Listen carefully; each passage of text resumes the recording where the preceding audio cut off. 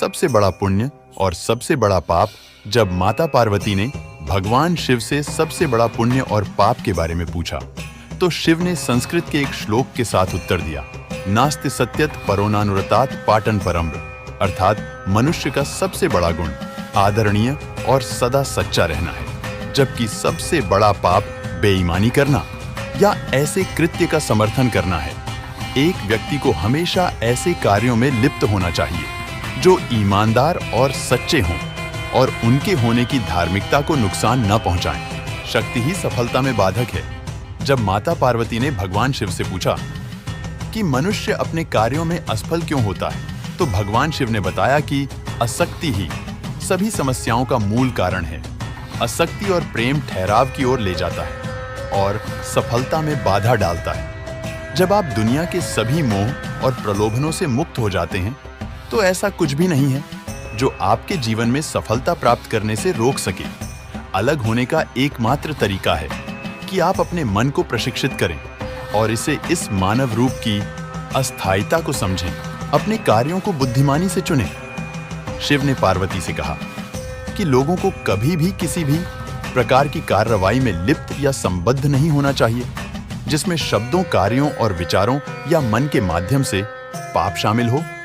मनुष्य जो कुछ भी काटता है वो उसी का फल है जिसे उसने खुद बोया है। उसका भाग्य उसके कार्यों का परिणाम है। इसलिए एक व्यक्ति को इस बात का बहुत ध्यान रखना चाहिए कि वो अपना जीवन और कार्यों को कैसे चुनते हैं।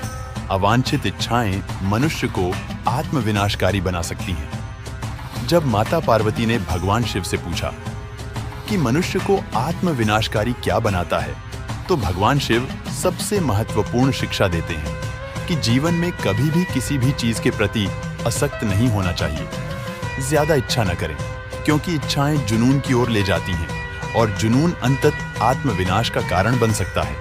अवांछित इच्छाएं मनुष्य को आत्मविनाशकारी बना सकती हैं। समस्या के प्रति आपका दृष्टिकोण मायने रखता है। जब माता पार्वती ने भगवान शिव से पूछा कि जीवन में किसी भी समस्या का समाधान कैसे किया जा सकता है, तो भगवान शिव ने कहा कि समस्या से परे देखना चाहिए। समस्या कोई समस्या नहीं है, लेकिन समस्या के प्रति किसी के दृष्टिकोण से फर्क पड़ सकता है।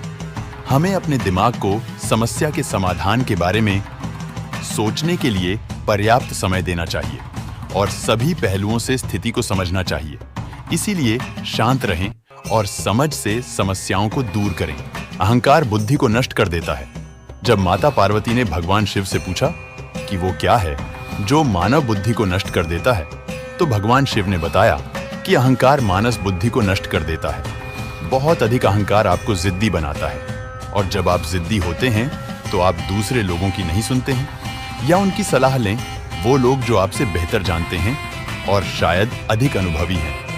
आपका अहंकार संभावित रूप से आपकी सफलता में बाधा बन सकता है, और यदि आप किसी भी प्रकार के मार्गदर्शन को अस्वीकार करते रहते हैं तो आप खो सकते हैं। भगवान शिव हमें अहंकार के बिना जीवन जीने का उपदेश देते हैं, क्योंकि अहंकार कहीं नहीं जाता है, लेकिन ये आपको स्वयं से दूर ले जाता है। भौतिकवादी सुख अधिक समय तक नहीं रहता है। जब माता पार्वती ने भगवान शिव से पूछा कि वास्तविक सुख क्या है और किस प्रकार का सुख अधिक समय तक रहता है और क्या नहीं, तो भगवान शिव ने बताया कि खुशी से जीना इस बात पर निर्भर करता है कि हम अपने आंतरिक जीवन में कैसे हैं।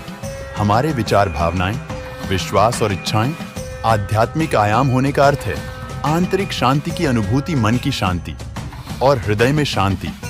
दोनों। उन्होंने कहा कि भौतिक सुख अल्पकालिक है। यदि आप भौतिकवादी नहीं हैं, तो आप जीवन में कुछ भी नहीं खो रहे हैं। भगवान शिव के शरीर पर लगी राख इस बात का प्रतीक है कि जीवन में सब कुछ अस्थायी है। एकाग्र मन के लिए ध्यान का अभ्यास करें। जब माता पार्वती ने भगवान शिव से पूछा कि एक केंद्रित मन कैसे हो सकता है, तो भगवान शिव ने कहा कि एक व्यक्ति को ध्यान का अभ्यास करना चाहिए। बहुमुखी स्थितियों से निपटने के दौरान एक ध्यानपूर्ण दृष्टिकोण के साथ वो उन्हें शांत दिमाग से संभालने में सक्षम होगा और विषय के बारे में बेहतर स्पष्टता होगी। समय दुनिया की सबसे कीमती चीज है। भगवान शिव को महाकालेश्वर के नाम से भी जाना जाता है। समय के महान देवता। जब माता पार्वती ने भगवान शिव से पूछा कि दुनिया की सबसे कीमती चीज क्या है, तो भगवान शिव ने बताया कि समय ही है। समय दुनिया की सबसे कीमती चीज है, इसीलिए किसी को भी ये कीमती चीज देने से पहले बहुत सावधान, चयनात्मक और दृढ़ निश्चयी होना चाहिए।